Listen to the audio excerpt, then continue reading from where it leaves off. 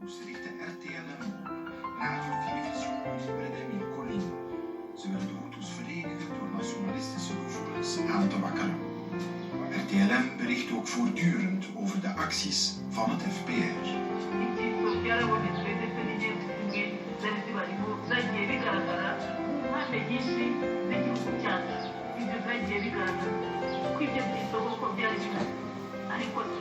mu baturage gusa ikindi kibazo nakomeje kuvuga ese koko ibyo byitso byari mu baturage gusa mu ngabo z'igihugu urumva ko nta byitso birimo iki kibazo kirakomeye kuko ibyitso biri mu ngabo z'igihugu nibyo biriho bituma igihugu ingenzi rero zishakasha igihugu cyacu. Geleidelijk zal de radio vooral angst en haat zaaien tegen het FPR, nog later tegen alle Tutsis. De Belgische ambassadeur in Kigali waarschuwt de Belgische regering dat Radio Wilcolin alsmaar radicaler wordt. De Belgische minister van Landsverdediging, Leo Delcroix, dringt er bij Habyarimana op aan om zijn invloed bij de radio aan te wenden. Maar er verandert niets. Comment nous devons comprendre ce Radio Wilcolin? Parce qu'il y avait aussi un membre de la famille qui était impliqué dedans. Vous savez que moi, je n'écoutais jamais cette radio. Seulement un de mes cuisiniers qui me disait, madame, vous savez qu'il y a une radio de Wilcolin et une autre radio de Mahabura qui se lance des pics, des injures et tout. Mais je n'ai jamais écouté cette radio en fait. Non. Et je crois que le président n'a jamais écouté, il n'avait pas le temps d'écouter la radio Wilcolin, on ne sait pas ce qui se disait. Je ne peux rien vous dire là-dessus. Et je n'en faisais pas partie. Later, als de genocide al begonnen is, zal RTLM letterlijk oproepen tot moord op de Tutsis. Weduwe Habyarimana bevindt zich dan al in Frankrijk. Ook een aantal belangrijke aandeelhouders van de radio, persoonlijke bekenden van de Habyarimana's, zijn met Agathe Kanziga meegevlucht naar Parijs. Zij moet dus meer weten over Radio RTLM dan ze wil toegeven. Mais est-ce que ça ne donnait pas la crainte que ces extrémismes des deux côtés, que ça faisait du mal au pays? Le président faisait des discours pour leur dire ne tombez pas dans le piège, ne vous enflammez pas, et tout ça. Parce que lui était capable de tout calmer. Il savait qu'il y avait des esprits qui étaient échauffés, qui étaient vraiment, il le savait. En dan komt de definitieve genadeslag voor het vredesakkoord. In buurland Burundi is de pas verkozen Hutu-president vermoord door Tutsi-officieren. Dit is Burundi, de vallei van de Kanya. Van hieruit, achter de heuvels, vluchten duizenden Burundezen de rivier over naar Rwanda en zij brengen gruwelijke verhalen mee.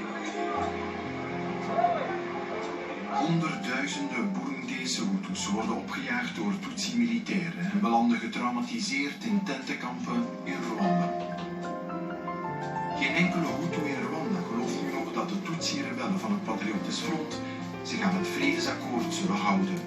Alle Tutsis worden verdacht. I'm sure some people in Rwanda would want to use that situation for their own benefit by trying to drive deeper the ethnic problems, the sectarian problems in the politics of Rwanda. De sfeer in het land wordt alsmaar grimmiger. De bewapende en opgehitste Interahamwe en andere jeugdmilities zorgen voor een constante dreiging. De angst regeert.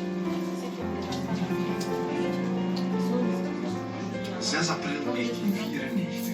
Op een nieuwe vredestop in Dar es Salaam, Tanzania, stemt president Habyarimana in met een nieuwe stap in het vredesproces. Onder zware internationale druk. Ook al weet hij dat hij daarmee ingaat tegen de Akazu. En tegen de hongerige en gefrustreerde Hutu-massas in de vluchtelingenkampen. Tegelijkertijd is het duidelijk dat ook het FPR dit vredesakkoord niet wil en strijdt voor de volledige macht. Il savait que lui était en danger. Het vervolg is bekend.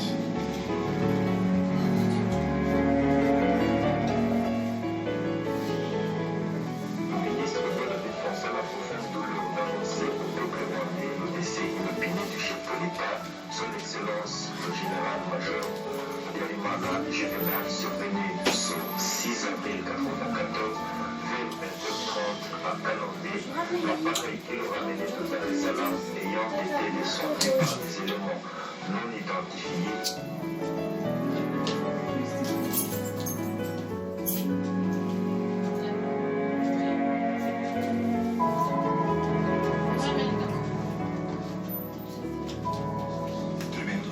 Habyarimana rouwt rond het lijk van de vermoorde president, ligt de presidentiële wacht een bloedbad aan rondom het paleis. Nog in diezelfde nacht van 6 op 7 april komt de genocide op gang, de gerichte uitroeiing van de Tutsis. Tegelijk zijn er de politieke moorden, ook op Hutus.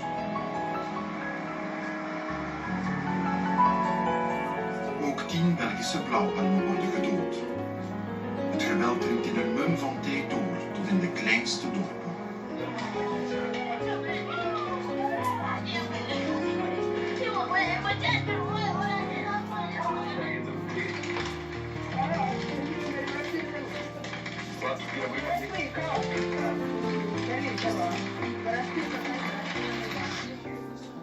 De angst- en haatcampagnes van de Hutu-extremisten hebben ook van de kleine mannen moordenaar gemaakt. Aan wegversperringen en in de dorpen moorden buren elkaar uit met machetes, vermoorden families en dorpelingen elkaar. Honderdduizenden onschuldige Tutsis worden afgeslacht in een poging van extremistische Hutus om het Rwandese Tutsi-volk uit te roeien. Daarnaast worden ook honderdduizenden Hutus vermoord, omdat ze hieraan niet willen meewerken of verdacht worden van collaboratie met het FPR.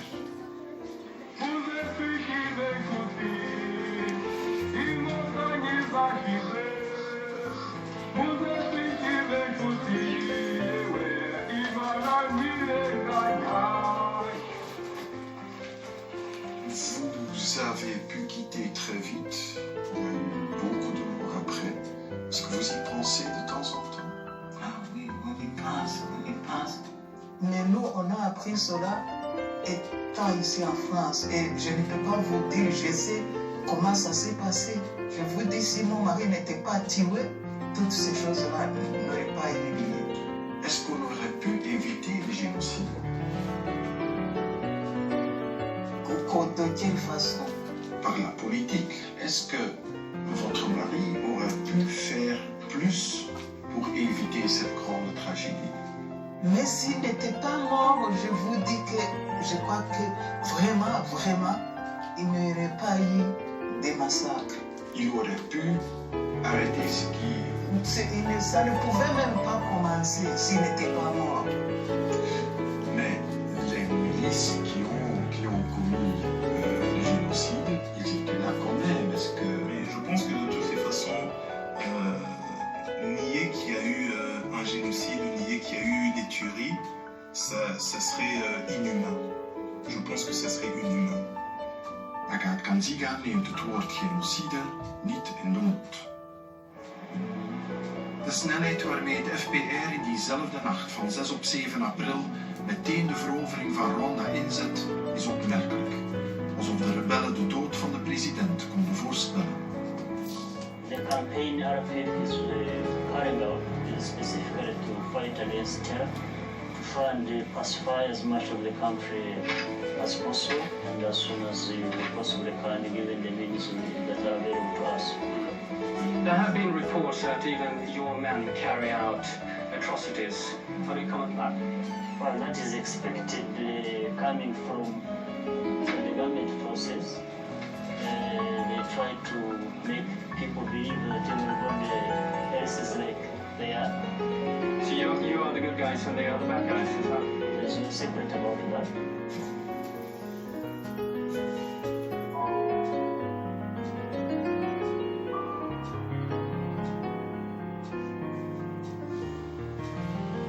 Paul Kagame weigert elke poging tot staakt het vuren. Hij wil geen tussenkomst door de Verenigde Naties voor hij Kigali heeft ingenomen. Vervolgens laat hij zijn troepen een lange cirkelbeweging door Rwanda maken en neemt de hoofdstad pas als laatste in. Zo duurt het geweld uiteindelijk 100 dagen. Tutsis en Hutus worden massaal afgeslacht door extremistische Hutu-bendes en soldaten van het vluchtende leger. Daarnaast vallen ook nog eens vele onschuldige doden door het FPR. Eindeloos veel vrouwen en kinderen worden verkracht. De internationale gemeenschap kijkt toe hoe naar schatting 1,1 miljoen doden later een volledige machtswissel heeft plaatsgevonden. De afstammelingen van de oude Tutsi-elite hebben onder leiding van Paul Kagame de strijd om de macht gewonnen. Miljoenen Hutus zijn op de vlucht geslagen. De wereld omarmt het nieuwe Rwanda. Paul Kagame wordt wereldwijd erkend als bevrijder van het land en enkele jaren later als de president die er is voor alle Rwandezen, Tutsis en Hutus.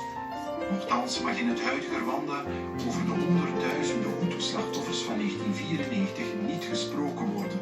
Daar staan strenge gevangenisstraffen op. Ook over de oorlogsmisdaden gepleegd door het FPR vanaf de inval in 1990 moet iedereen zwijgen. Nous, on ne peut pas pleurer nos membres de la famille tués par le FPR. Le FPR nous a attaqués et ils venaient assassiner, inventer les femmes, faire des choses terribles et tout. Mais quand on voit que la communauté internationale et les journalistes penchent dans ce côté, ils ne voient pas le pays qui a été attaqué, combien ils ont perdu des gens, et on ne parle pas de ça. Mais même si eux ont amené la guerre, ce qui est la vérité historique, il y a eu génocide aussi. Il y a eu des massacres, mais vraiment terribles. Il y a eu un génocide qui a été reconnu. Mais jusqu'à aujourd'hui, le problème, c'est que ce génocide est instrumentalisé. Et le pouvoir aujourd'hui l'a transformé en génocide des Tutsis. Il y a eu des Tutsis qui sont morts, mais rappelez-vous qu'il y a eu des Hutus qui sont morts. Est-ce qu'ils auront un jour une justice ?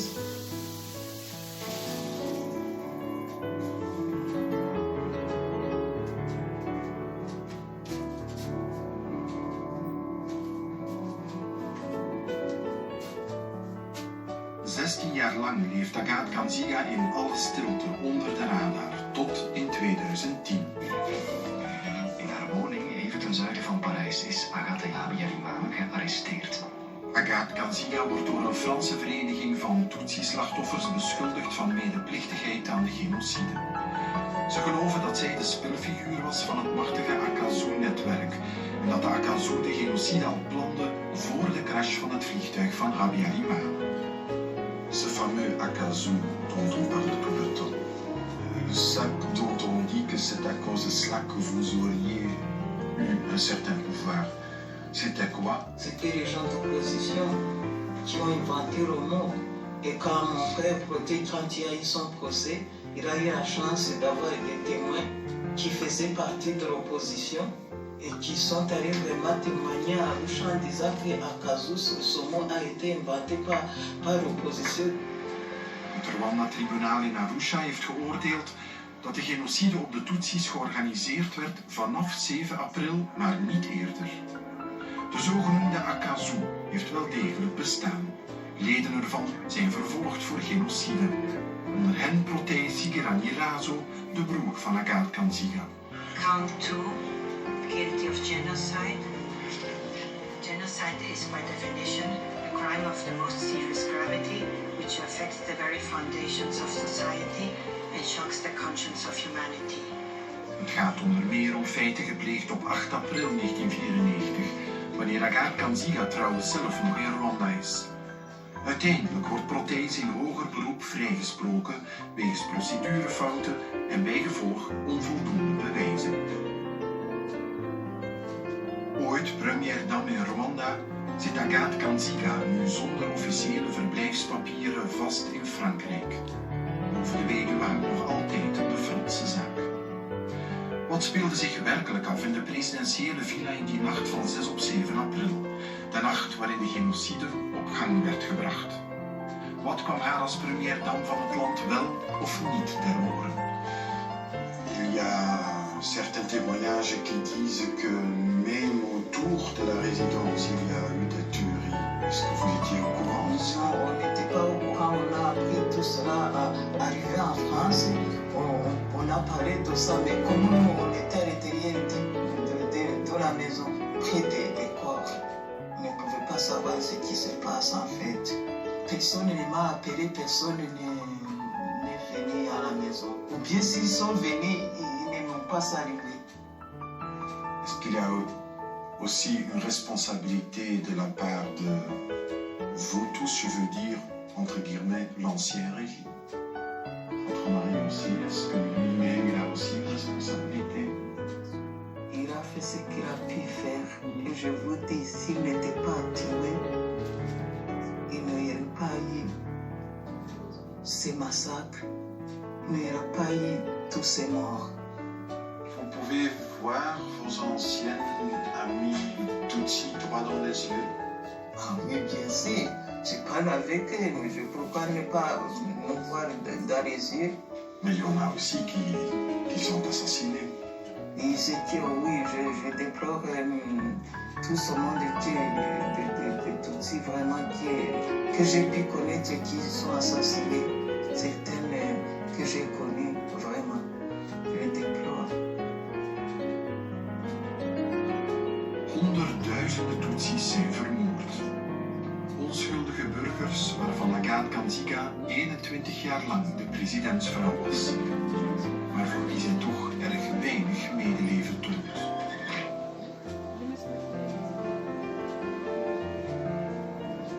Nous attendons que nous allons retourner chez nous. Je crois en Dieu tout-puissant et je sais que le problème rwandais un jour va être arrangé. Car je garde espoir. Si nous sommes croyants et si nous savons que Dieu écoute les veuves et les orphelins, Dieu ne va pas me laisser comme ça éternellement. Rwanda heeft maar een echte toekomst als het kan herstellen van het trauma van 1994. Als alle partijen het leed van de ander erkennen en hun deel van de verantwoordelijkheid opnemen. Le Rwanda est sans président. Le siège présidentiel est vacant, personne ne veut en parler. Et je vais vous dire pourquoi. Ça, je peux faire rapidement une parenthèse. Tout le monde sait qu'il est malade et qu'il est allé se soigner à l'étranger. Donc ça, ce n'est un secret de polichinelle. C'est pas sûr. Je ne sais pas comment vous l'avez su, mais le gouvernement rwandais, ou ce qui reste du gouvernement rwandais, veut faire croire à tout le monde qu'il n'y a aucun problème. Moi, je vais vous raconter pourquoi. Je vous dis actuellement que le président Kagame n'est plus. N'est plus? N'est plus. Vous affirmez? J'affirme et je réaffirme qu'il n'est plus. Il n'a qu'à ressusciter pour venir nous contredire ici, ce qu'on avait demandé d'ailleurs. Monsieur l'abbé, avant que vous n'entrez dans les détails, vous êtes un homme de Dieu, vous le savez. Et vous êtes l'un des principaux opposants et sans doute l'un des mieux placés pour l'avenir à occuper les fonctions suprêmes au Rwanda. Donc en avançant ces propos, vous jouez totalement votre crédibilité. Je sais, vous êtes au fait. Je suis conscient de ça. Et y compris peut-être des poursuites de la part des autorités rwandaises. Je suis tout à fait prêt. Je vous rappelle que nous avons essayé d'entrer en contact avec les autorités rwandaises, aussi bien à la présidence qu'à l'ambassade. Il nous a été tout simplement répondu que la personne que nous recevions sur le plateau avait le droit de dire ce qu'elle veut et ça n'engageait qu'elle. Donc je signale toujours que les autorités sont les bienvenues sur Vox Africa. Nous n'avons pas de parti, un camp comme dans l'autre. Nous, c'est tout simplement les faits. C'est d'ailleurs dommage, on aurait aimé avoir un contradicteur. Il n'y en a pas. Peut-être que lors d'une autre émission, on aura cette fois la version côté pouvoir. En attendant, c'est l'opposition. On avait pensé que c'était un cancer fulgurant dont il souffrait, mais en fait, c'était pas ça. C'était, ils ont dit nervous breakdown. Nervous breakdown, c'est que le cerveau était complètement, le système nerveux était complètement désintégré. Il ne pouvait que le placer en soins palliatifs. Donc il y souffrait beaucoup. Donc les autorités sanitaires ont constaté, les médecins ont constaté qu'ils ne pouvaient rien faire pour lui, pour le sauver. C'était perdu. Alors ils ont décidé de le placer en soins palliatifs là-bas. Et puis en attendant la décision de sa famille pour le débrancher.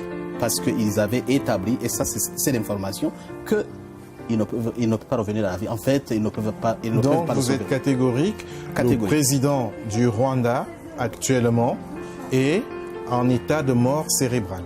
C'est ça. Et puis, ce qui m'intéresse beaucoup, c'est pas ça, parce que je peux y arriver aussi, quelqu'un d'autre peut y arriver, c'est un accident de la vie, mais le problème, c'est des conséquences politiques de cela. C'est un président de la République en exercice, cela se passe, le gouvernement ne dit rien. Voilà ce qui est bizarre.